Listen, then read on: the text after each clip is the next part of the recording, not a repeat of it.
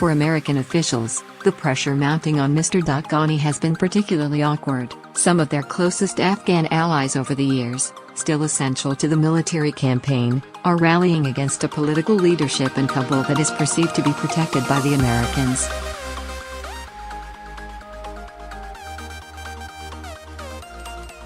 Mr. Ghani shares half of the cabinet posts with his coalition partner, Abdullah Abdullah, who has the title Chief Executive.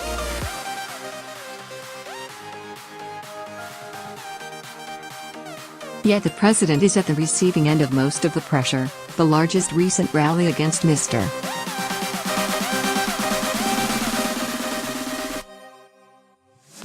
Ghani was organized in Kandahar Province on December 2. The invitation list included more than 70 members of parliament, former governors and cabinet ministers, and some local elders.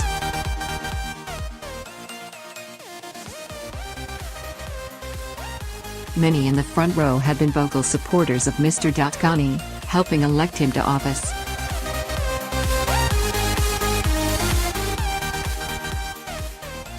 Playing host behind the scenes was Gen.Abdul Raziq, the province's police chief, whose influence stretches across much of southern Afghanistan, largely because of the American military's support for him.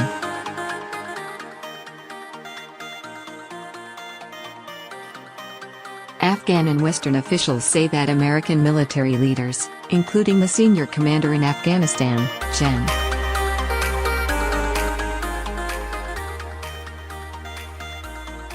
Gen.John W. Nicholson Jr., spoke to General Raziq as the rally got underway, though their message for him was unclear.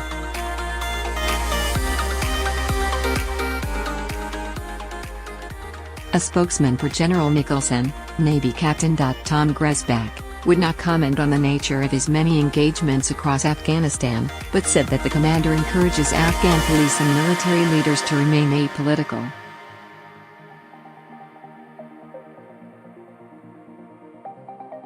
Before the Kandahar rally, Mr. Ghani barred government employees from attending such opposition gatherings.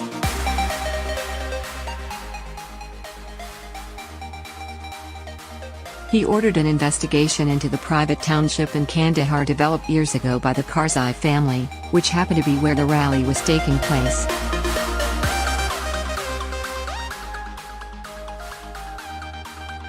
One of the key participants there was supposed to be Atta Mohammed Noor, a former warlord who remains at the helm of Balkh Province, a prosperous area in the north, despite Mr.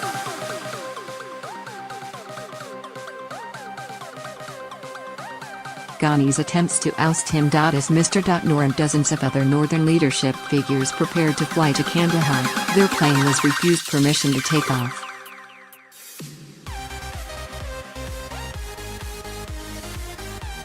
The leadership of the government did not give us permission to go to Kandahar, Mr.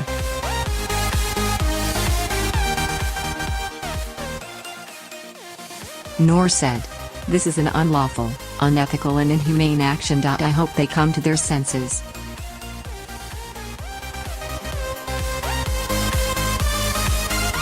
In Kandahar, the rally was delayed for a second time in the hopes that Mr. Noor would make it.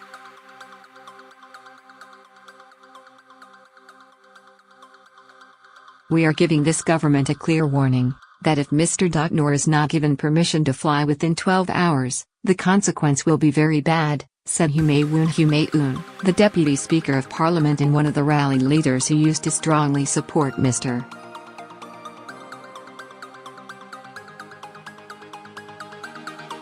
Ghani. This the death of democracy, for which we have given a lot of sacrifices. We cannot live in the presence of a dictator president.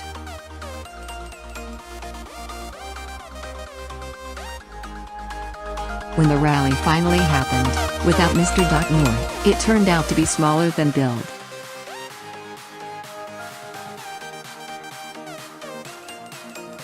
Mr. Ghani's advisors have seized on that, insisting that threats of mobilization against the president are mostly bluffing.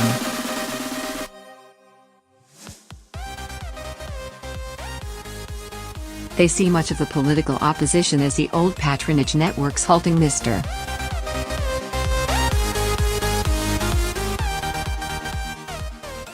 Ghani's reform efforts to protect their own fortunes. Opposition leaders say that is precisely the kind of black and white thinking that has left the government struggling politically.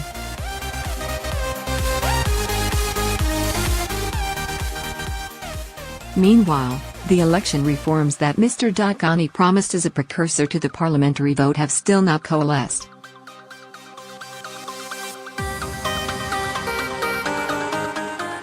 The country's electoral commission was a focal point of accusations of fraud surrounding Mr.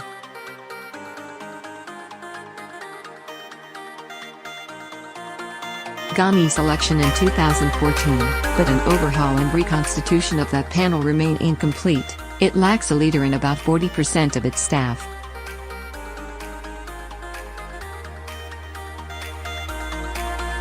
Nationwide, the number of polling stations in every area, a politically and ethnically delicate issue in a country that lacks reliable census data, has yet to be finalized.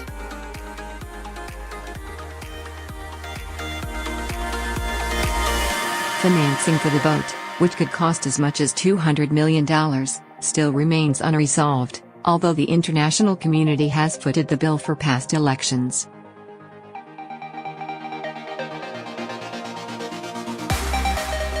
Particularly important is the issue of a new voter list. Millions more voting cards are in circulation than the country's number of eligible voters.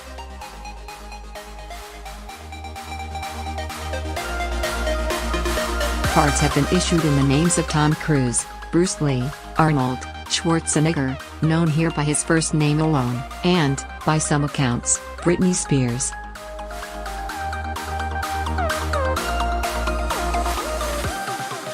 Abdullah Ahmad, a former chief electoral officer of the Election Commission, said votes repeatedly unearthed some of Afghanistan's deepest social and political fracture lines, every time requiring heavy-handed Western intervention to find a way out.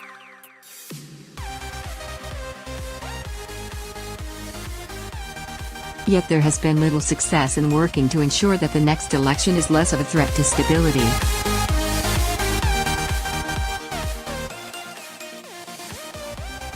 You can't keep all the ambiguities there every time and still expect fair elections, Mr.